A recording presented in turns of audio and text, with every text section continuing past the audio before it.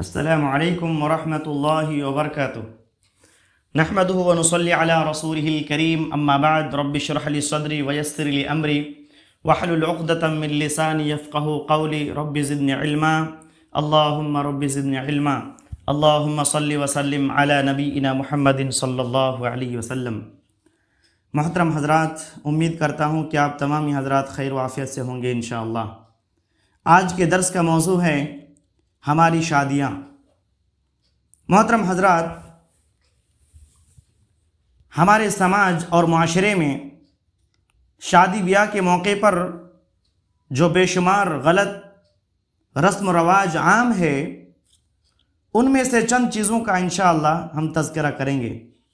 اس سے پہلے کہ میں اپنا موضوع شروع کروں، یہ بات ہم سب کو اپنے ذہن و دماغ میں اچھی طرح رکھنا چاہیے کہ دنیا اور آخرت کی کامیابی اسی میں ہے کہ ہم سب اللہ اور اس کے رسول صلی اللہ علیہ وسلم کی مکمل فرما برداری کریں اور اس کی نافرمانی سے اجتناب کریں، بدعت و خرافات سے بچیں اور رسم و رواج سے دور رہیں۔ اسلام ایک کامل اور مکمل دین ہے، اس میں زندگی کے تمام شعبوں میں پیش آنے والے مسائل کے متعلق واضح تعلیمات موجود ہے۔ اس لیے اللہ تعالیٰ اور اس کے رسول صلی اللہ علیہ وسلم نے اس دین میں کمی بیشی کرنے کی کسی کے لیے کوئی گنجائش نہیں چھوڑی ہے۔ رسول اللہ صلی اللہ علیہ وسلم نے خیر کے تمام کاموں لوگوں تک پہنچا دیا ہے اور شر کے تمام کاموں سے خبردار کر دیے ہیں کہ یہ تمام شر کے کام ہیں، ان سے بچتے رہنا۔ اب اگر کوئی شخص دین میں کوئی کمی بیشی کرے تو اس کا مطلب کیا ہے؟ امام مالک رحمۃ اللہ علیہ فرماتے ہیں کہ جس نے اسلام میں کوئی بدعت ایجاد کی اور پھر یہ خیال کیا کہ یہ اچھائی کا کام ہے، تو اس نے گویا یہ دعویٰ کیا کہ محمد صلی اللہ علیہ وسلم نے رسالت یعنی اللہ کا دین پہنچانے میں خیانت کی تھی، یعنی پورا دین نہیں پہنچایا تھا۔ تم اللہ کا یہ فرمان پڑھ لو، الیوم اکملت لکم دینکم واتممت علیکم نعمتی ورضیت لکم الاسلام دینا۔ آج میں نے تمہارے لیے تمہارا دین مکمل کر دیا ہے اور اپنی نعمت تم پر پوری کر دی اور اسلام کو بحیثیت دین تمہارے لیے پسند کر لیا۔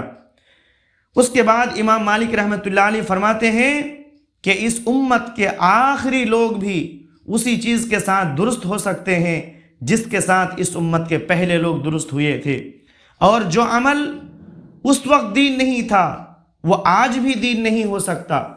ذرا غور کریں امام مالک رحمۃ اللہ علیہ کا یہ فرمان کہ جو عمل اس وقت دین نہیں تھا، یعنی صحابہ کرام کے زمانے میں، تابعین تابعین کے زمانے میں جو عمل دین نہیں تھا وہ آج بھی دین نہیں ہو سکتا، کل بھی دین نہیں ہو سکتا، بلکہ قیامت تک وہ دین کبھی نہیں ہو سکتا۔ یہ بات قیامت تک کے لوگوں کو اپنے سامنے رکھنا چاہیے اور ہر دینی مسئلے کا ثبوت قرون اولیٰ سے ہی ڈھونڈنا چاہیے۔ اگر اس کا ثبوت سلف صالحین سے مل جائے، صحابہ کرام سے مل جائے، تو اس پر عمل کر لیا جائے۔ محترم حضرات، اب ہمیں دیکھنا یہ ہے کہ شادی بیاہ میں جو اعمال ہم کرتے ہیں، جو رسم و رواج کو ہم لوگ انجام دیتے ہیں، کیا صحابہ کرام اور ان کے نقش قدم پہ چلنے والے تابعین تابعین ان چیزوں کو انجام دیتے تھے؟ اگر جواب نفی میں آتا ہے یعنی نہیں، تو آج ہی ہمیں ان رسم و رواج سے توبہ کرنے کی ضرورت ہے اور انہیں چھوڑنے کی ضرورت ہے۔ محترم حضرات، شادی بیاہ میں بہت سارے رسم و رواج کو انجام دیا جاتا ہے۔ سب سے پہلے ہم یہ جان لیتے ہیں کہ جب نکاح کے لیے رشتہ تلاش کرتے ہیں تو ہم کن چیزوں کی بنیاد پر رشتہ تلاش کرتے ہیں، ذرا سوچیں۔ اور نبی کریم صلی اللہ علیہ وسلم نے ہمیں اس سلسلے میں کیا تعلیم دی ہے، ہماری کیا رہنمائی فرمائی ہے؟ نبی رحمت صلی اللہ علیہ وسلم نے دینداری کی بنیاد پر نکاح کرنے کا حکم دیا ہے۔ آپ صلی اللہ علیہ وسلم فرماتے ہیں کہ عورت سے نکاح 4 اسباب کی بنیاد پر کیا جاتا ہے۔ عام طور پر لوگ جب رشتہ کرتے ہیں کسی لڑکی سے تو 4 چیزوں کو دیکھتے ہیں، اس کی مال کی وجہ سے، اس کے حسب و نسب کی وجہ سے، اس کی خوبصورتی کی وجہ سے، اور اس کی دینداری کی وجہ سے۔ لہٰذا تمہارے ہاتھ خاک آلود ہوں، تم دیندار لڑکی ہی سے نکاح کرو۔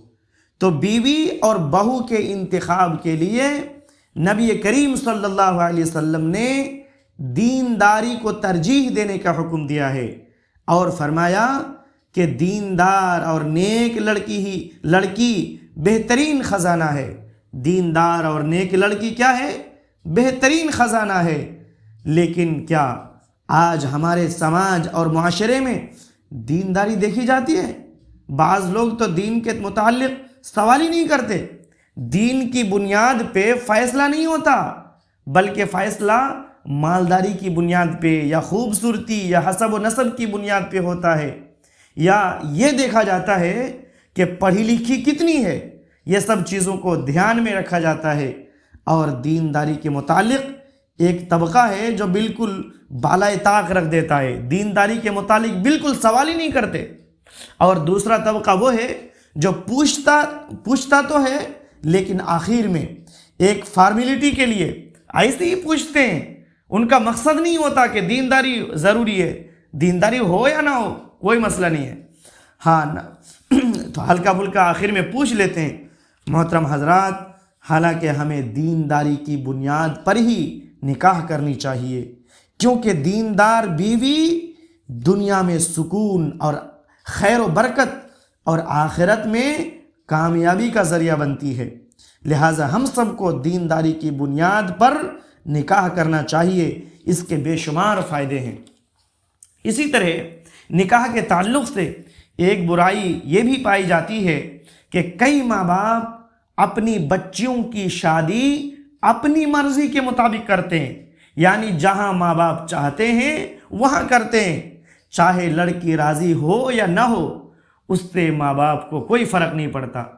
اور بعض ماں باپ تو ایسے بھی ہوتے ہیں جو لڑکی کو پوچھتے بھی نہیں کہ ہم تمہاری شادی فلاں جگہ کرنا چاہتے ہیں، تم راضی ہو یا نہیں ہو، یہ نہیں پوچھتے، جبکہ بغیر پوچھے اور بغیر رضامندی کے کوئی ماں باپ اپنی بچیوں کی شادی نہیں کر سکتے۔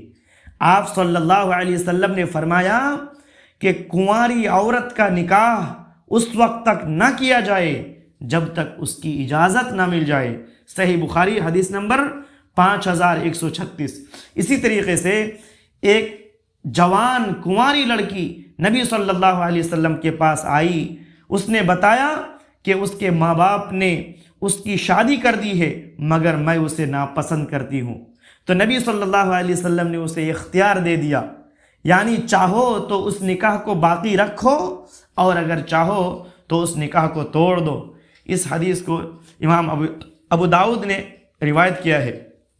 اسی طریقے سے صحیح بخاری حدیث نمبر 5138 میں ہے، خنسہ بنت خزام انصاری رضی اللہ عنہ کے والد نے ان کا نکاح کر دیا تھا اور انہیں یہ نکاح منظور نہیں تھا، اس لیے رسول اللہ صلی اللہ علیہ وسلم کی خدمت میں وہ حاضر ہوئیں تو نبی کریم صلی اللہ علیہ وسلم نے اس کا نکاح فسخ کر ڈالا، یعنی توڑ ڈالا۔ محترم حضرات، تو معلوم کیا ہوا؟ معلوم یہ ہوا کہ چاہے کوئی بھی ہو، لڑکی کو نکاح کے لیے مجبور نہیں کر سکتا۔ کئی مرتبہ یہ دیکھا جاتا ہے کہ رشتہ دار فورس دے کر راضی کرتے ہیں اور نکاح کر دیتے ہیں، جبکہ لڑکی کی رضامندی ضروری ہے۔ شریعت اسلامیہ نے لڑکی کو یہ حق دیا ہے، لڑکی کو یہ اختیار دیا ہے کہ چاہے تو نکاح کرے اور چاہے تو نکاح نہ کرے۔ اگر کوئی اس کی مرضی کے بغیر جبراً نکاح کر دے تو اس کو پورا اختیار ہے کہ اس نکاح کو توڑ دے۔ لہٰذا شریعت نے عورتوں کو یہ حق دیا ہے کہ ان کی نکاح کرنے کے لیے ان سے اجازت طلب کی جائے اور اس کی اجازت کے بغیر ان کا نکاح نہ کیا جائے۔ اسی طرح ایک برائی ہمارے سماج اور معاشرے میں پائی جاتی ہے، وہ کیا ہے؟ Love marriage.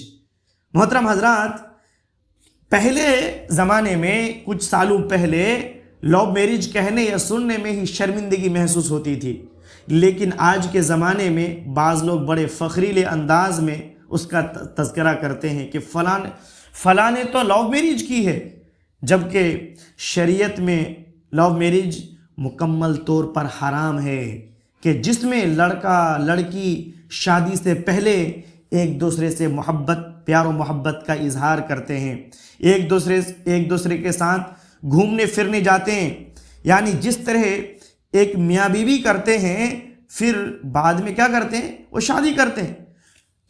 تو جس طریقے سے ایک میاں بیوی کرتے ہیں، لو میرج کرنے والا پہلے شادی سے پہلے ویسا ہی کرتا ہے۔ تو یہ سب کیا ہے، حرام ہے، اور اس کی حرمت میں کسی طرح کی کوئی شک نہیں ہے، یہ مکمل طور پر حرام ہے۔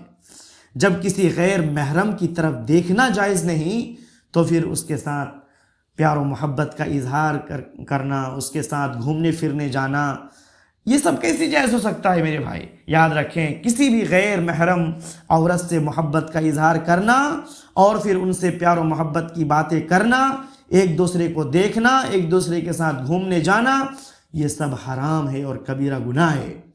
کئی ماں باپ کو معلوم بھی ہو جاتا ہے کہ میری بیٹی فلاں لڑکے سے باتیں کرتی ہے، محبت کرتی ہے، ان کے ساتھ گھومنے جاتی ہے، دونوں ایک دوسرے کو چاہتے ہیں، یہ سب کچھ جاننے کے باوجود بھی وہ اپنی بچی کو کچھ نہیں کہتے، وہ کچھ بھی نہیں کہتے۔ یاد رکھیں، ایسے لوگوں کو اللہ کے نبی صلی اللہ علیہ وسلم نے دیوس کہا ہے، یعنی بے غیرت ہے وہ لوگ کہ جس کے گھر میں برائی ہو رہی ہے اور وہ سب کچھ دیکھ کر خاموش رہتا ہے۔ بیٹی برائی کر رہی ہے یا بیٹا برائی کر رہا ہے، سب کچھ ماں باپ دیکھتے ہیں، خاموش رہتے ہیں، ایسے لوگ دیوس ہیں، بے غیرت ہیں۔ لہٰذا یہ بات اچھی طرح ذہن نشین کر لیں کہ شادی سے پہلے کسی غیر محرم عورت سے پیار و محبت کا اظہار کرنا، اس سے ملنا جلنا، ان سے باتیں کرنا، انہیں دیکھنا، یہ سب حرام ہے۔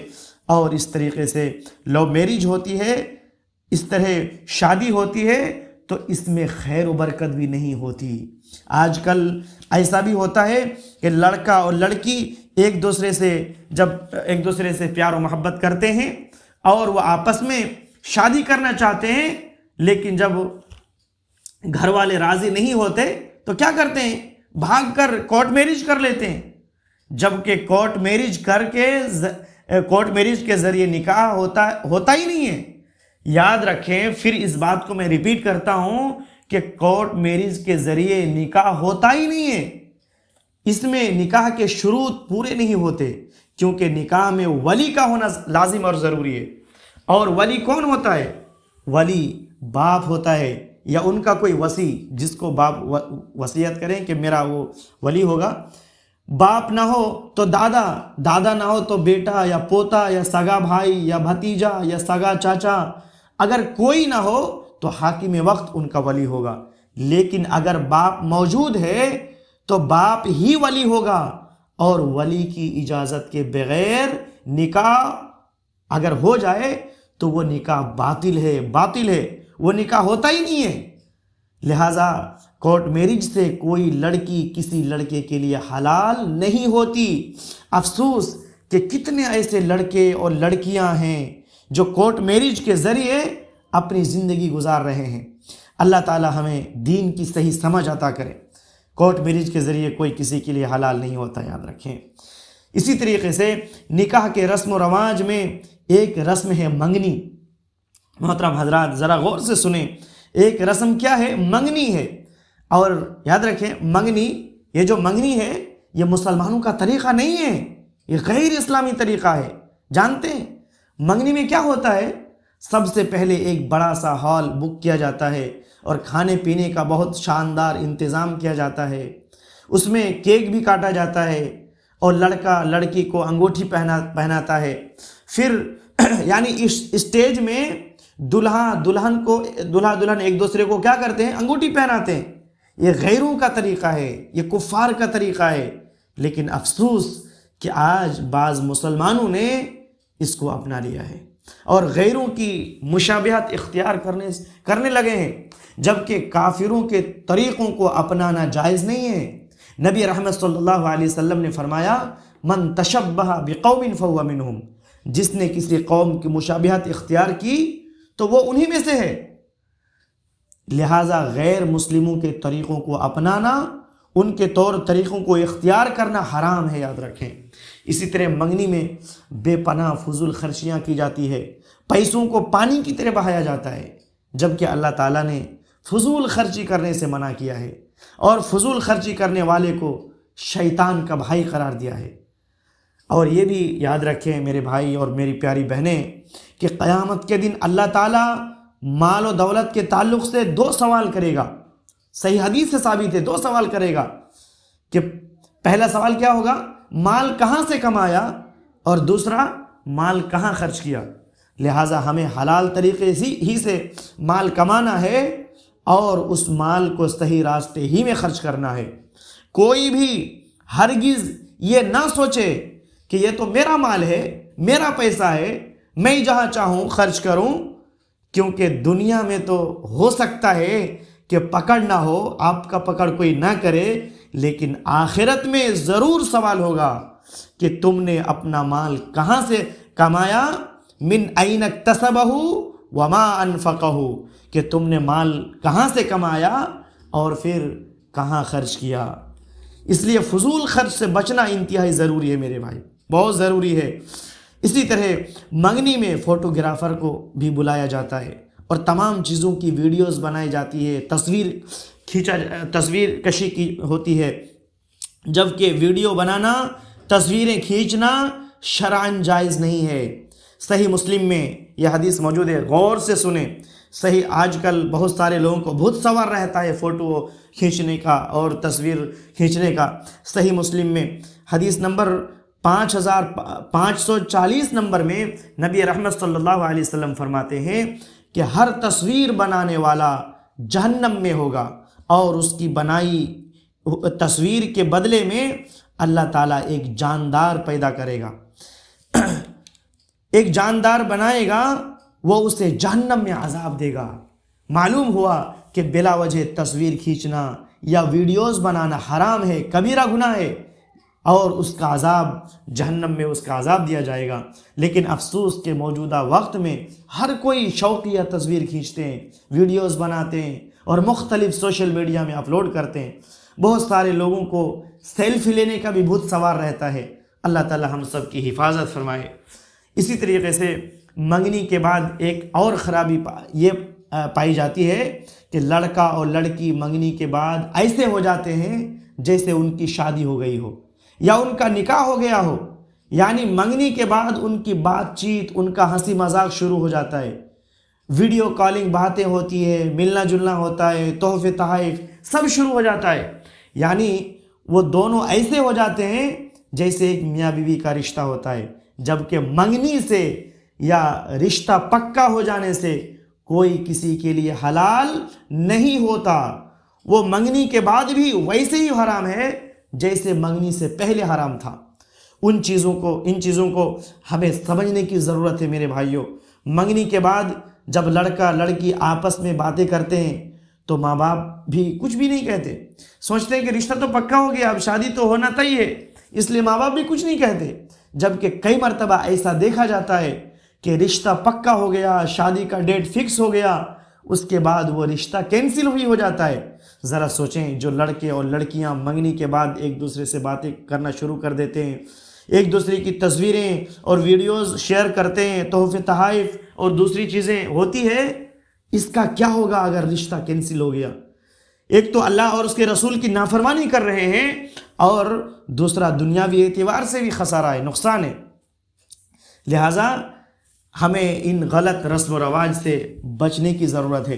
اسی طریقے سے منگنی کے وقت مرد و عورت کا اختلاط ہوتا ہے، مرد و عورت کا ملنا جلنا ہوتا ہے، بہت ساری لڑکیاں اور عورتیں بھڑکیلے لباس پہن کر، زیب و زینت اختیار کر کے اور باریک لباس پہن کر آتی ہے، اور محرم و غیر محرم کی دھجیاں اڑائی جاتی ہے، اس کی کوئی تمیز نہیں ہوتی، اور پھر اس میں میوزک بھی بجائی جاتی ہے اور تمام لوگوں کی تصویریں کھینچی جاتی ہے، ویڈیوز بنائی جاتی ہے، یعنی تمام حرام کام انجام دیے جاتے ہیں۔ ذرا سوچیں کہ ہم ایک غلط رسم کو انجام دیتے ہیں، ایک غلط رسم کو انجام دینے جاتے ہیں منگنی کے نام سے، اور اس میں کتنے حرام کاموں کا ارتکاب ہوتا ہے، تو کیا اب بھی ہم لوگ اس سے باز نہیں آئیں گے؟ اب بھی اپنے رب کو ناراض کرتے رہیں گے؟ اب بھی رب کی نافرمانیاں کرتے رہیں گے؟ میرے پیارے بھائیوں اور میری پیاری بہنوں، ہم رب کی نافرمانی کر کے، رب کو ناراض کر کے کبھی بھی خیر و برکت کو نہیں پا سکتے۔ یہ بات اچھی طرح سے ذہن نشین کر لیں کہ ہم اپنے رب کو ناراض کر کے ہم رب کی نافرمانی کر کے، رب کو ناراض کر کے کبھی بھی خیر و برکت کو نہیں پا سکتے۔ ہم نے شروع میں تمہید میں ہی اس بات کی طرف اشارہ کیا تھا کہ دین کے معاملے میں ہمیں 1450 سال پیچھے جانا پڑے گا کہ ہم جو بھی کام انجام دیتے ہیں، کیا یہ اللہ تعالیٰ کا حکم ہے؟ نبی صلی اللہ علیہ وسلم نے فرمایا ہے؟ کیا صحابہ کرام یا ان کے شاگرد سلف صالحین ایسا کام کرتے تھے؟ اگر نہیں تو ہم کیوں وہ کام کرتے ہیں جو ہمارے اسلاف نہیں کیا کرتے تھے؟ ہم سب کی کامیابی اور کامرانی اسی میں ہے کہ ہم سب صحابہ کرام، تابعین، تبع تابعین، ائمہ اعظام اور محدثین کرام کی اتباع کریں۔ میرے پیارے بھائیوں اور میری پیاری بہنوں، قرآن اور سنت ہمارے پاس موجود ہے۔ قرآن و سنت کو ویسے ہی سمجھیں جس طرح صحابہ کرام نے سمجھا، اور اللہ تعالیٰ ان سے راضی ہو گئے۔ اللہ ہم سب کو صحیح سمجھ کی توفیق دے۔ آخر میں ہم اللہ تعالیٰ سے دعا کرتے ہیں، الہ العالمین ہم سب کو دین کی صحیح سمجھ عطا فرما۔ یا اللہ ہم سب کو ہدایت نصیب فرما، صراط مستقیم پر چلنا ہمارے لیے آسان کر دے۔ محترم حضرات، ایک اعلان یہ ہے کہ سنیچر کو عصر کی نماز کے بعد ہمارا درس ہے انشاءاللہ، جس کا موضوع ہے اللہ تعالیٰ کہاں ہے۔ یہ درس شام 4:45 میں شروع ہو جائے گا انشاءاللہ۔ اس لیے تمام احباب سے گزارش ہے کہ ہم سب آن لائن اس میں جڑنے کی کوشش کریں اور دوسروں کو بھی اس میں جوڑیں۔ اللہ تعالیٰ ہم سب کو کتاب و سنت کو صحیح سے سمجھنے کی توفیق دے۔ اللہ تعالیٰ ہم سب کو نیک اعمال کرنے کی توفیق دے۔ یا اللہ ہمیں ہدایت نصیب فرما، صراط مستقیم پر چلنا ہمارے لیے آسان کر دے۔ آمین وآخر دعوانا ان الحمد للہ رب العالمین۔ سبحانک اللہم وبحمدک واشہد ان لا الہ الا اللہ واستغفرک واتوب الیک وصلی اللہ علی النبی۔ السلام علیکم ورحمۃ اللہ وبرکاتہ۔